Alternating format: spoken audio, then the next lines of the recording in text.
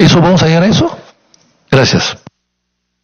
Gracias, congresista García Belaúnde. Congresista Gilbert Violeta. Gracias, presidenta. Saludando, por supuesto, al Premier y al Ministro de Justicia. Presidenta, yo diría, esta reforma nos presenta desafíos importantes. Ojalá que la lectura final de cara a la ciudadanía es que los partidos políticos estamos siendo permeables a un debate que tiene que llevarnos finalmente a algún modelo que fortalezca el sistema de partidos políticos, ¿no?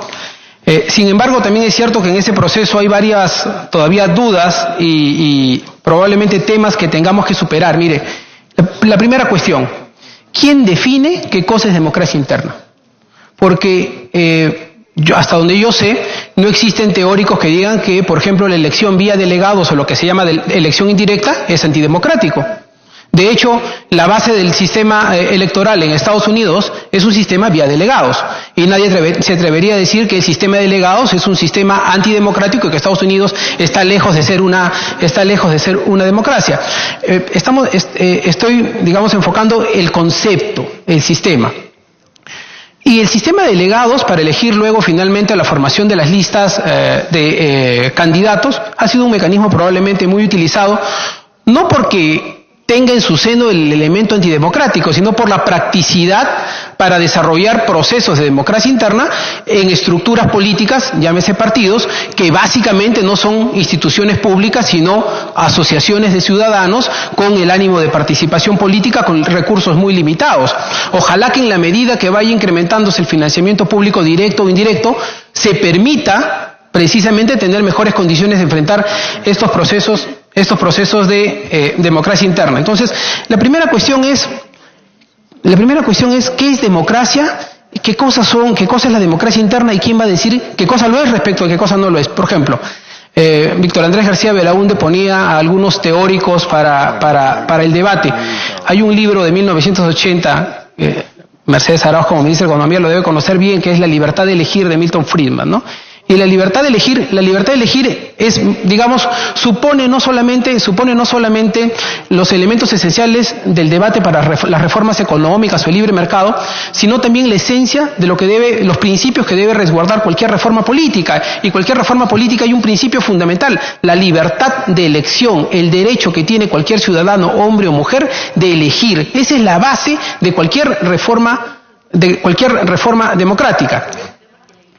Y a eso yo lo quiero asociar a lo siguiente, pero también así como el ciudadano tiene el derecho absoluto para elegir lo que finalmente desea en una propuesta de oferta, los partidos políticos deberían tener también un margen importante para presentar sus ofertas, porque finalmente el ciudadano va a elegir a la oferta que le parece adecuada respecto de la que no.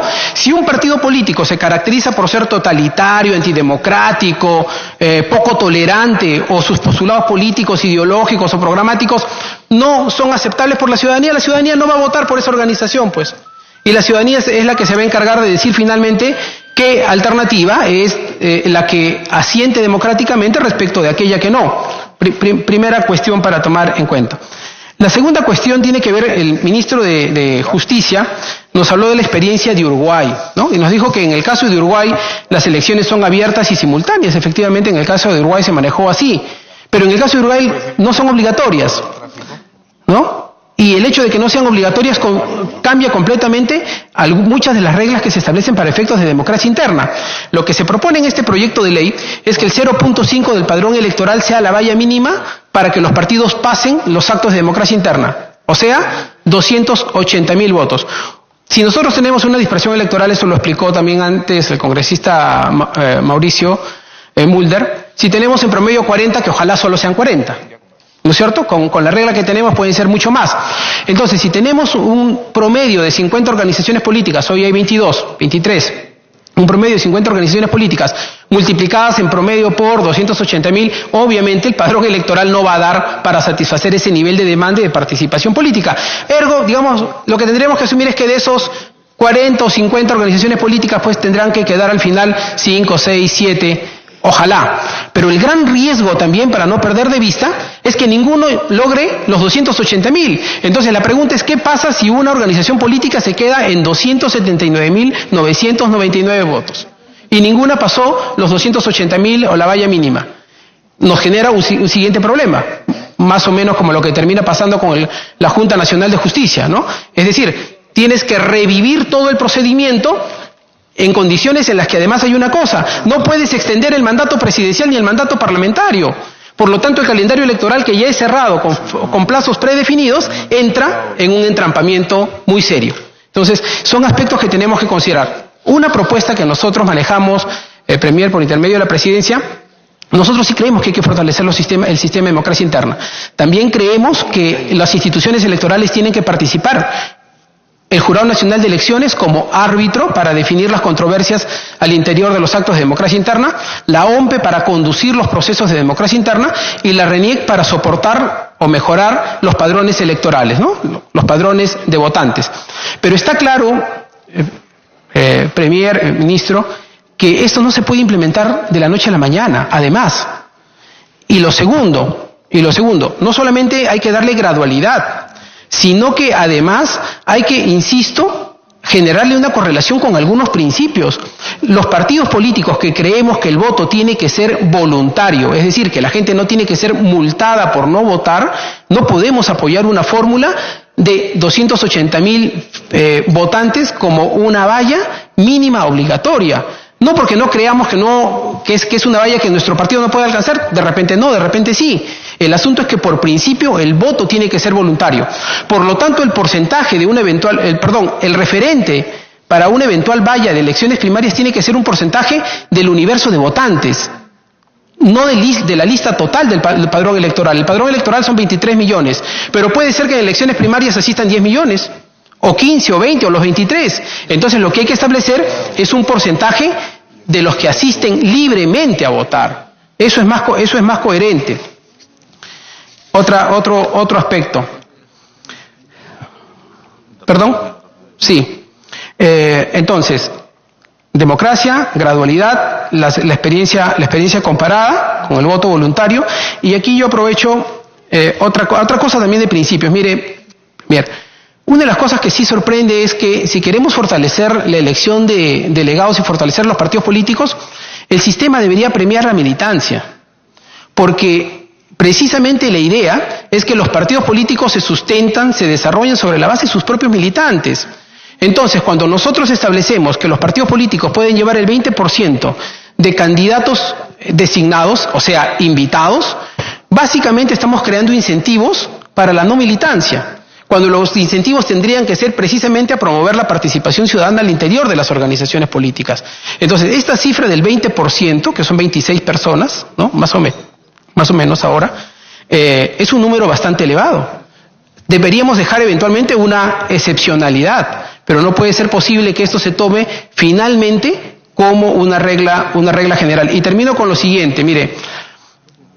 Voy a insistir en otro de los aspectos que la semana pasada tuve un debate con el congresista Quintanilla y ahora voy a dar el dato. Presidenta, la gran competencia desleal de los partidos políticos son los movimientos regionales y no queremos darnos cuenta de eso.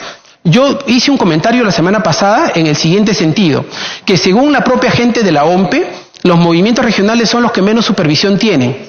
Y me dijeron, afirmación imprecisa, Diario El Comercio, y luego el congresista me increpó también con justo derecho. Pero he pedido la información de la OMPE. Miren, hay 112 movimientos regionales y hay 21 partidos políticos según la información que he recibido esta tarde. Y de los 113 movimientos regionales, de los 113 113, 112 fueron supervisados en el mismo acto electoral. Pero de esos 112, ¿sabes cuánto han sido materia de informes de la OMPE para ver si sus finanzas tienen un origen lícito o no lícito, si es que la plata llegó bien o llegó mal? 0. Es decir, son informes en proceso. ¿Qué es lo que dice la OMPE? Claro, en proceso, ¿hasta cuándo? Pero lo objetivo, y no quiero criticar a la OMPE, porque la OMPE ha reconocido que no tiene capacidad material, técnica, los recursos financieros para poder enfrentar una supervisión adecuada de los movimientos regionales. Insisto, no es una crítica en sí a los movimientos regionales, hay movimientos legítimos y buenos, pero las estadísticas nos demuestran que las instituciones electorales no tienen la capacidad técnica ni los recursos para poder hacer una adecuada supervisión. De estos 113 están en proceso y ojalá que pronto, a lo mejor mañana, ahora que estamos haciendo esta mención, se publiquen los informes. Pero lo cierto es que hasta este momento la OMPE no ha publicado informes de supervisión de 113 movimientos regionales. Entonces, uno de estos componentes de reforma es fortalecer partidos políticos, pero establecer también que los movimientos regionales no pueden seguir existiendo como han existido hasta ahora. Me pidieron 2 interrupciones, yo he terminado, la congresista Alcorta y el congresista Castro. Castro, sí. Gracias, presidente. Gracias, congresista. Con respecto a lo que dijo el congresista Violeta, ¿no?, al inicio, que al poner una lista cerrada, impiden que en esta lista cerrada la persona que va a ir a votar elija por una lista cerrada, privando a quizás mejores condiciones de esa misma lista que no pueden salir elegidos. Los 36 de Lima no van a salir, no hay forma que puedan salir, salvo que sea con voto preferencial. Eso es así de claro. Ya dije hace un rato, ¿cuántos pueden salir? En el mejor de los casos, 8, 7, 8 por Lima. Por cada partido son 36. Pero se puede privar al que está en el 14, 17, 18. El mejor ejemplo, por ejemplo, ha sido en el caso de las alianzas, el APRA con el PPC. Estando en los números pares, 2, 4, 6, el PPC no salió ninguno. Y la modificación esa salió Mauricio, me parece el más votado de todos, y la relación se acomodó de otra forma en función a su voto preferencial. El PPC quedó castigado. Pero si además, por ejemplo, mi caso personal, yo estaba estábamos en la alianza del Sancochado, y a mí en la noche de la elección me sacaron. Sin embargo, a la hora de la elección, fui invitada, salí una de las más votadas del Parlamento y fui la mujer más votada del Congreso, lejos de la segunda, por el voto preferencial. Eso es una realidad que no se puede obviar. Y después, por ejemplo, teníamos, en el caso de los gobiernos regionales, sí son importantes. Los gobiernos regionales creo que son importantes. Pero son importantes, pero tienen intereses locales, son localistas. No tan citadinos como la provincia o el distrito, pero son locales. Entonces, es importante. Yo no tengo la forma de cómo plantear, cómo alinearlos con los partidos nacionales. Pero son cosas diferentes. El partido nacional es una cuestión que ve todo, toda una cosa global. El regional es una cosa muy local, pero además no tiene ningún control de nada. Ahí tenemos todos los gobernadores, más de la mitad, todos presos porque, como bien dice, la OMPE no ha chequeado absolutamente nada de la plata. Y el señor Martín Belaún del Ocio sigue una clica el 28 de julio con un privilegio de encierro sin que no haya un solo paciente más que él. Privilegiado. No es así tampoco. Gracias. Congresista Castro.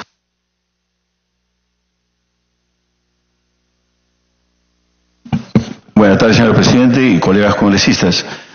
Bueno, de todas maneras creo que se ha hablado de los movimientos regionales y no creo lo que se está manifestando de una manera absolutamente abierta acá. Al contrario, no son de ninguna manera competidores, sino al contrario, tenemos que verlo como el primer eslabón de integración dentro de un proceso político. ¿Quiénes conocen mejor la realidad del país? Son los movimientos regionales en cada una de las zonas. Conocemos absolutamente las diferencias entre lo que significa la capital y cada una de nuestras regiones o de nuestros departamentos. Conocemos íntimamente las cosas y es lo que hemos venido aquí justamente a sentar algún tipo de posiciones en las cuales después se ve desde Lima, se ve totalmente las cosas diferentes. Y por eso es que tenemos encontrones permanentes de una u otra naturaleza. Pensar que son competidores, al contrario, tenemos que entender que son parte de la sociedad peruana, parte de las particularidades propias que tiene cada una de estas zonas.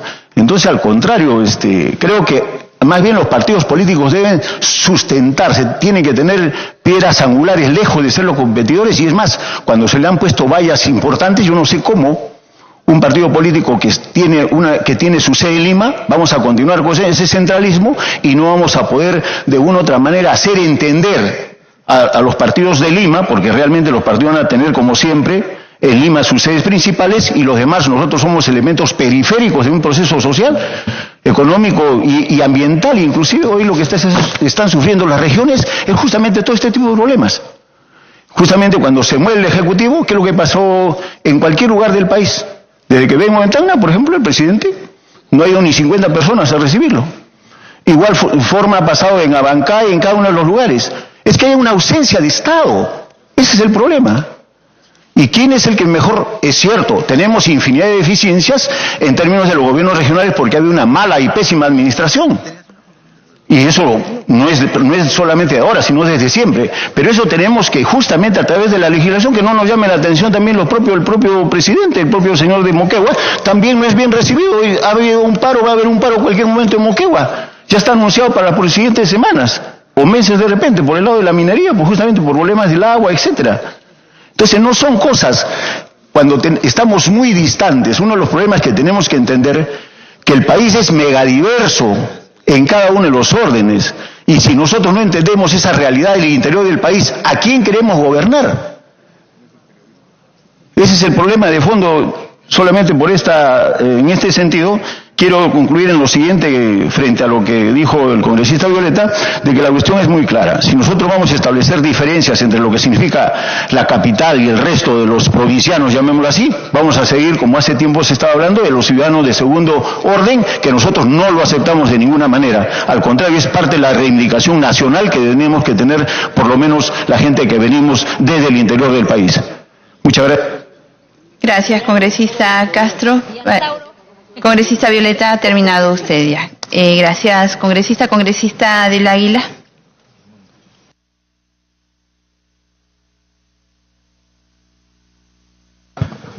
Gracias, presidente. Dar la bienvenida al primer ministro y al ministro de Justicia.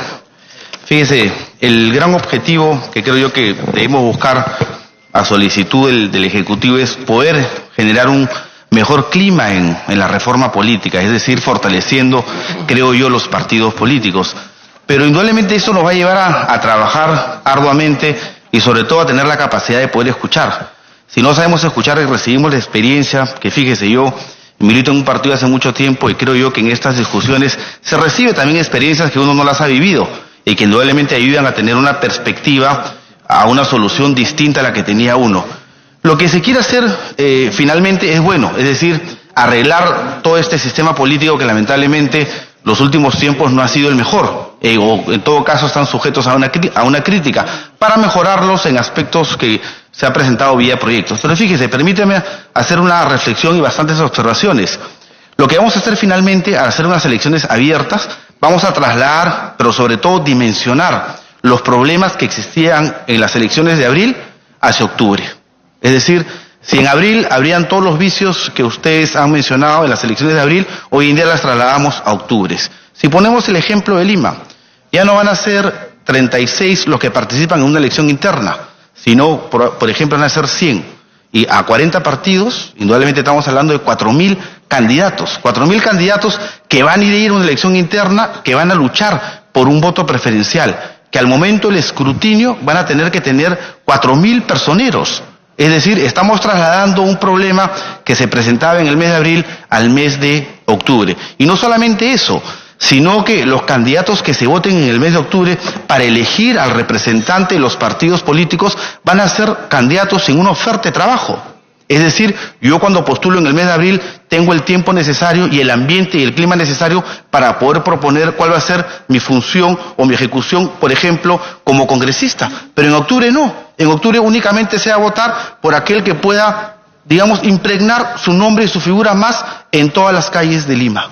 Entonces no va a ser un voto consciente, sino va a ser un voto guiado por los medios, guiado por la cantidad de dinero que pueda tener el candidato. Y eso indudablemente, ¿quién afecta? A los militantes verdaderos de un partido político.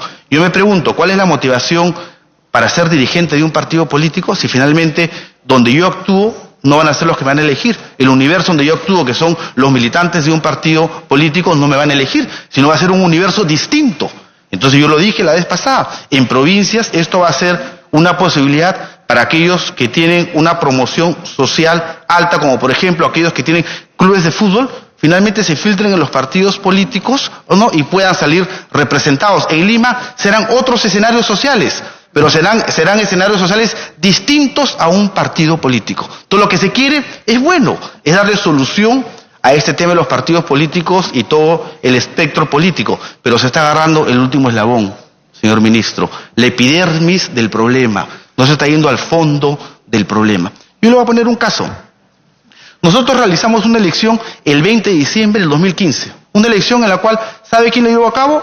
El Jurado Nacional de Elecciones conjuntamente con la OMPE, que los militantes del Partido de Acción Popular íbamos con nuestro DNI al lugar donde correspondía. Yo, residente del distrito de La Molina, iba al local de La Molina y votaba. Previamente el padrón había estado hecho por la RENIEC, donde estaban todos los afiliados del Partido Acción Popular.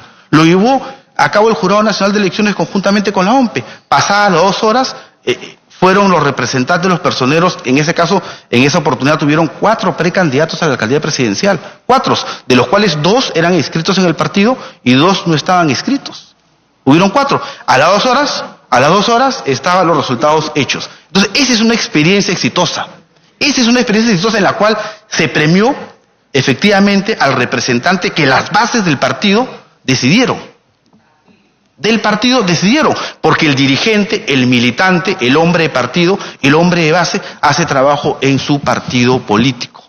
No hace trabajo al exterior. Esa es la manera de fortalecer a los partidos políticos. Y de ahí van a nacer muchas soluciones, señor ministro. De ahí se podrá trabajar a largo plazo un tema de equidad. De ahí se podrá trabajar a largo plazo un tema de género, que yo sé que han pedido que no lo toque, pero lo que yo quiero impulsar con esta participación es que el problema lo estamos tocando en el último eslabón, y no en el primer eslabón de un partido político. En la base, que son las bases de los partidos políticos, efectivamente. Fíjese, entonces, el tema Argentina es un tema, creo yo, bastante tocado, y fíjese, y yo dejo ahí una inquietud para que puedan analizarlo. En Argentina, ¿por qué se plantea las elecciones abiertas y la forma como lo queremos plantear ahora? Argentina tiene un sistema político distinto de acá, que es un estado que tiene federaciones. Entonces, ellos apuntaban a darle solución o viabilizar vía eso. Y en cuanto al proyecto de ley específicamente, permítanme darle algunas sugerencias y algunas consultas. Acá dice: los afiliados a una organización política participan de las elecciones internas y no pueden ser designados como candidatos. ¿Pero por qué? Si nosotros tenemos un afiliado que es un fundador del partido, se fundó el 1 de junio de 1956, que es una persona representativa del partido, pero está afiliado al partido y queremos evitar que él se someta a una elección interna. Él durante 63 años ha demostrado capacidad, lealtad y mística, que no se ha hablado, hemos hablado de partidos políticos, pero no hemos hablado del tema ideológico. Hemos hablado de partidos políticos y no hemos hablado del gen y la característica que debería tener un militante de un partido político. Estamos hablando de estamos hablando de una organización que está compuesta por seres humanos. Yo no me veo, bueno, siendo hincha de la U, siendo presidente de Alianza Lima. No me veo. ¿Por qué? Por más profesional que sea, creo yo que no lo haría con el cariño, la dedicación que sí lo haría en mi club. Igual pasa con los partidos políticos. Entonces, yo no veo por qué un militante de un partido pueda ser designado, si finalmente esa es la voluntad de la dirigencia, esa es la voluntad del partido político. Otro tema: los ciudadanos afiliados y no afiliados a la organización política deben ser ubicados en la lista de candidatos de manera alternada. Ya lo explicó bien el congresista Mulder.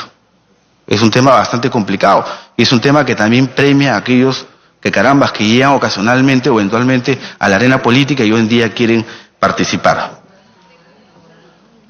Solo los afiliados inscritos en el padrón electoral pueden postular a las elecciones internas de la organización política de conformidad con el artículo 7 de la presente ley. Los postulantes de las elecciones internas deben tener al menos un año de afiliación en la organización política para su participación de esas elecciones. Fíjese, le voy a contar una experiencia. Somos un partido viejo, 63 años, de pronto nos dimos cuenta de algo, que no había juventud. Dentro de mi generación, que fue la generación de los 90 de base 4, todos desaparecieron, gracias a alguien que quiso destruir los partidos políticos, y espero que el resultado y la votación que sale acá sea todo lo contrario, fortalecer a los partidos políticos. Entonces nos dimos cuenta que no había juventud y cambiamos nuestro estatuto casi de forma inmediata y de forma práctica. Es decir, que para los jóvenes no hay restricción de antigüedad en cuanto a la militancia para poder acceder a un cargo. Es decir, el joven antes, para ser secretario departamental de Juventudes de Lima, necesitaba 2 años de antigüedad. Dijimos, no, vamos a quitar eso. ¿Sabe qué? Aquel joven que se afilia al día siguiente puede ser representante del partido. ¿Y cuál era la gran tarea ahora? A ese joven, vía charlas, vía acompañamiento de líderes históricos, hacer que se forme a medida de lo que queremos ser nosotros, de un dirigente acción populista. Esa es la gran tarea en la cual estamos inmersos. Yo tengo un programa, señores ministros, que es un día con tu congresista, que vienen jóvenes del partido, nuevos afiliados, me acompañan todos los lunes a la comisión, primero de educación, luego a algún grupo de trabajo y en los despachos y reuniones que yo pueda hacer. Esos jóvenes, ¿qué están haciendo? Están haciendo lo que hicieron conmigo en un momento. Es decir, formar jóvenes de acuerdo a la medida del partido Acción Popular. Ese es el verdadero trabajo en un partido político. El partido político no lo va a cambiar una normatividad copiada por una experiencia que no es la peruana. Nosotros somos muy particulares, señor ministro, no únicamente en el tema político, sino en muchos temas. Para aquellos que son docentes universitarios y se acordarán cuando vino acá un helado Bressler, ¿no?, de otro país y quiso posicionarse en el mercado peruano, y había una fábrica chiquita llamada Donofrio, que su mecanismo de distribución era casi primigenio, insípido. No llegó Bressler con carretillas nuevas, es decir, abarcó casi todo el territorio, pero no pudieron. ¿Saben por qué? Por un tema de sabor. La política es así.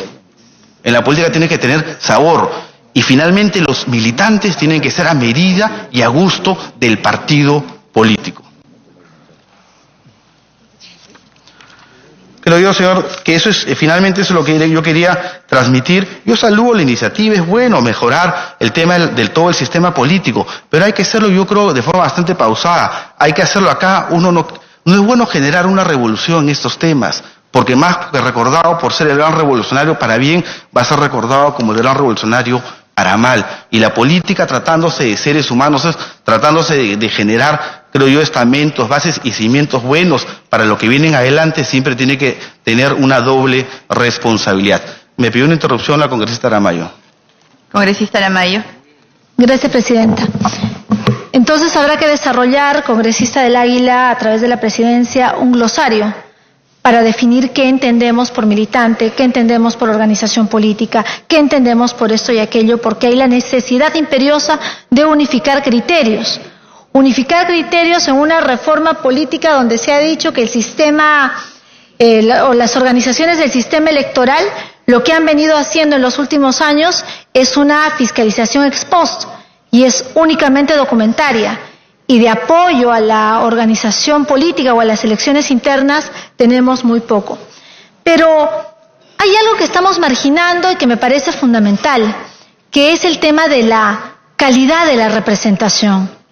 Estas elecciones internas, subregionales y nacionales, están orientadas a elegir representantes por el voto popular, pero estamos subrepresentados. ¿En qué momento del debate es que vamos a colegir el tema de la subrepresentación nacional? El año de 1980, desea usted una interrupción, yo estoy en interrupción. Un parlamentario representaba 26.000 electores. El año 2019, un parlamentario, de acuerdo al crecimiento de la densidad poblacional, representa a 179.000 electores. Una diferencia de 153.000. Puede, humanamente, de acuerdo a sus capacidades físicas, intelectuales, de movilización, de agenda, representar a esta cantidad de ciudadanos? Más aún cuando no se diferencia la capacidad y la calidad de competencias que tiene un representante, de un consejero, de un regidor. ¿Puede genuinamente representarlos? Yo creo que no. Entonces una democracia cuesta. Las democracias tienen un costo. Y es algo que hoy se quiere evitar. ¿Por qué? El presidente Vizcarra en algún momento había dicho 130, ni una más. Volvemos al sistema unicameral. Y para ese análisis se habló de la economía, del costo, de lo que significaba mantener un poder tan importante como el legislativo. Entonces me parecería bien que los criterios que estamos hoy analizando se pueda en algún momento ver la subrepresentación de los fueros como el legislativo y analizar también el momento en el que interviene el sistema electoral, que es meramente documentario y expuesto. Gracias, congresista del Águila. Congresista del Águila, para que termine. Sí, presidente. La segunda interrupción me la pide la congresista Marisol Espinosa. Congresista Espinosa. Gracias, presidenta. Presidenta, efectivamente, como ha señalado el congresista del Águila, uno de los mayores problemas es el incentivo para participar en política. ¿Quién se anima a participar en política si vas a ser criminalizado, si vas a pasar a ser parte, si como profesional, eficiente, competente, con buena imagen, y te pasas pasas a ser parte de un partido político y terminas totalmente destrozados, sin posibilidad cuando te sales de este Congreso de una oportunidad económica, de buscar trabajo? O sea, ese es el gran problema. Participar ahora en política no es un prestigio. Antes era un orgullo, y creo que debería ser todavía un orgullo participar y hacer política, porque haces política para servir a los ciudadanos, y creo que ese es uno de las cosas que tenemos que lograr para verdaderamente conseguir evitar lo que tiene la población de desafección hacia la política. Y creo felicitar la incorporación de jóvenes. ¿Cómo hacemos que los jóvenes, cómo hacemos la renovación de cuadros, cómo capacitamos a estos jóvenes para que participen en política? Un joven no va a arriesgar su futuro y su vida política teniendo una carrera exitosa en la vida empresarial para participar en la vida política si tiene desincentivos. Y mujeres menos, me dice la congresista Salgado. Gracias, presidente, y muchas gracias, congresista. Congresista del Águila. Sí, presidente, para terminar, bueno, yo agradezco la oportunidad, fíjese, un poco rescatando la participación del ministro Vicente Ceballos, en la cual él dio parte de la solución. Él dijo efectivamente que hay casos exitosos, o hay 4 casos en los cuales sí hubieron elecciones internas. Yo creo que hay que rescatar lo bueno de todo eso, y en la medida que fortalezcamos esta democracia interna de los partidos, creo yo que inclusive puede haber una gradualidad, es decir, no tratemos de ir al final de ese gran objetivo sin antes, creo yo, ver los casos exitosos que existen en el país. Muchas gracias, presidente. Gracias, congresista del Águila. Congresista Donaire.